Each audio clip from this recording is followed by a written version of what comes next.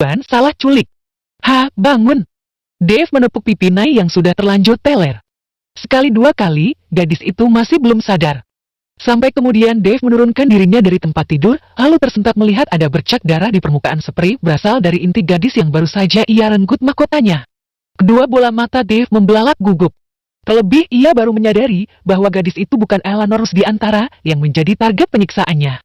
Buru-buru ia mengenakan kembali pakaiannya, lalu memanggil asisten rumah tangga.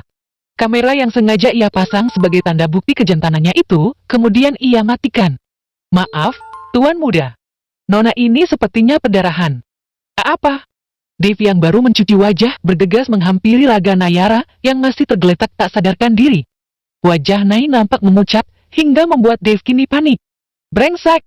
Umpatnya kesal karena rencana awalnya setelah berhasil menyetubuhi Eleanor, ia akan menggilir ke pria bayaran yang menculiknya, lalu membuang tubuhnya ke jalanan. Bagaimana, Tuan Muda? Tanya asisten rumah tangga itu cemas, lalu menepuk pipi Yara yang masih belum mengenakan sehelai benang pun. Bawa dia ke rumah sakit. Dave segera melebarkan langkahnya keluar kamar, dan menuju di mana beberapa pria bayaran itu berada.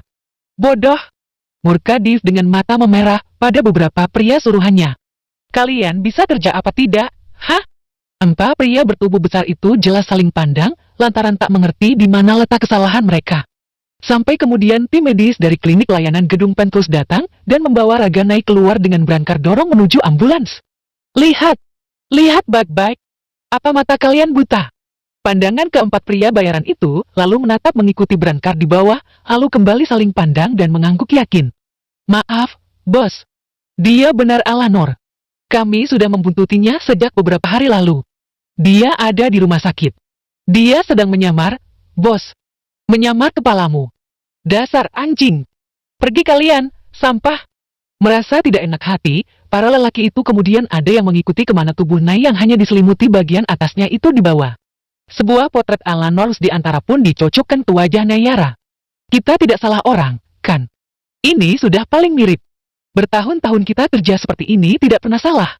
Sementara lainnya kemudian berbalik ke arah di mana mereka menculik gadis itu untuk mencari keberadaan tas yang mereka buang begitu saja di jalan, kemudian pergi ke rumah sakit, di mana terakhir kali mereka melihat sosok gadis yang diyakini sebagai Eleanor itu. Nayara selain, Dave mengejar deretan nama yang tertera dalam ID card restoran cepat saji yang dipegangnya saat ini. Di dalam dompet milik gadis itu, juga tidak ada sesuatu yang menarik, selain hanya beberapa kartu identitas dan ATM. Dari foto yang tertera, hampir bisa dipastikan itu adalah wajah Eleanor Rusdiantara, gadis tengil dengan kesombongan luar biasa yang telah membuat malu Dave di hadapan banyak orang. Apa-apaan ini? Guman Dave seakan tak paham, kenapa dirinya bisa juga salah mengenali orang lain, kalau saja tidak melihat bagian dada gadis itu. Kenapa bisa semirip ini? Masih lekat dalam ingatan pria itu, bagaimana Eleanor yang hobi mengenakan pakaian terbuka, sengaja memperlihatkan tato di bagian atas dada, dengan tulisan Men Are Trash, dalam font jenis New Angel Tears yang begitu menonjol. Tak sabar dengan kinerja orang-orang bayaran, Dave kini berangkat sendiri bersama asisten pribadinya ke rumah sakit tempat terakhir kali Eleanor berada, dan berdasar lokasi ponsel yang dilacak oleh pria itu. Atas nama pasien Eleanor, memang sempat mendaftar sebagai pasien instalasi gawat darurat, karena kecelakaan mobil. Setelah itu, pasien dibawa pulang paksa oleh keluarga dengan menandatangani surat pernyataan. Kemungkinan akan dipindah ke rumah sakit lain. Dave kini mengeratkan cengkramannya sendiri hingga gurat otaknya menyembul tajam. Pikirannya begitu berkecamuk saat ini. Meski bukan pertama kali melakukan hubungan seperti itu, namun entah mengapa ada rasa bersalah hinggap dalam diri Dave yang malah kepikiran nasib gadis yang telah salah menjadi korban. Bagaimana, Tuan Muda? Kita pulang saja. Tetap cari wanita sialan itu sampai dapat. Aku masih harus buat perhitungan dengan dia. Dave melangkah besar menyusuri koridor rumah sakit, menuju ke arah pintu keluar, diikuti oleh Steve, asistennya. Sampai di dalam lift yang akan membawa mereka turun, indera pendengaran pria itu terusik oleh percakapan petugas rumah sakit, yang berada satu ruangan dengannya. Pasien atas nama Damita kritis. Harus segera dilakukan tindakan operasi, tapi anaknya dari tadi siang menghilang.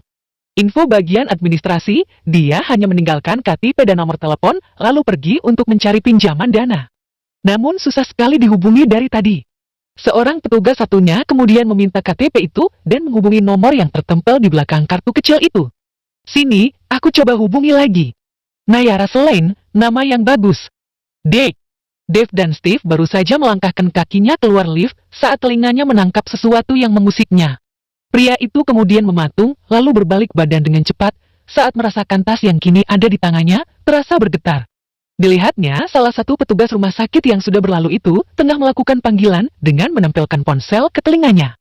Dave dan Steve kini saling pandang. Buru-buru Steve membuka tas itu, lalu menemukan ponsel yang berdering, namun sayang tak berapa lama ponsel itu mati karena kehabisan daya. Tuan. Steve memandang atasannya dengan tatapan yang sudah dimengerti oleh Dave, yang kemudian mengikuti kemana kedua petugas rumah sakit itu melangkah. Ponsel milik Dave kemudian berdering di sakunya, dan pria itu mengambilnya sambil terus melangkah. Tuan, Nona ini mengalami perdarahan hebat, dan lukanya mengalami infeksi.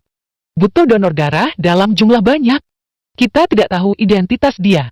Dave termangu sejenak. Luka cambuk yang berasal dari tangannya ini ternyata menimbulkan masalah. Belum lagi luka di bagian inti gadis itu yang juga berbuntut tidak baik-baik saja. Steve, kamu ke rumah sakit tempat gadis itu dirawat. Bawa tasnya, mereka butuh identitas dia. Entah angin apa yang kemudian membawa Dave terus berjalan sampai di depan ruang ICU, di mana kedua petugas itu berhenti. Perangainya yang dingin dan tidak berperasaan seolah hilang dan Dave pun tidak mengerti mengapa ia bisa sampai merasa bersalah seperti ini. Permisi, pasien atas nama Damita, butuh biaya berapa? Setelah menyelesaikan urusan di rumah sakit, Dave kembali ke kediaman keluarganya di salah satu kompleks perumahan mewah di ibu kota. Langkahnya masih tegap, namun pandangannya tak tentu arah karena pikirannya berputar ke banyak hal saat ini. Dave, bagaimana? Sudah berhasil memberi pelajaran anak sombong itu? Seorang pria tua kisaran usia 70 tahun, menyapa sang cucu yang baru kembali dengan langkah tak biasa. Dave menoleh pada kakek yang merawatnya sejak kecil, hingga membentuknya menjadi pria dingin dan angkuh seperti saat ini. Dihampirinya, Hardianto Santoso, yang duduk menunggunya pulang, sambil menyedot cerutu mahal, dan mengepulkan asapnya ke udara. Opa, apa menurut Opa di dunia ini ada dua orang yang bisa memiliki wajah yang begitu mirip, meski mereka tidak ada hubungan apapun? Hardianto menatap cucunya dengan pandangan curiga. Dave, jangan bilang kalau kamu sudah salah menangkap orang.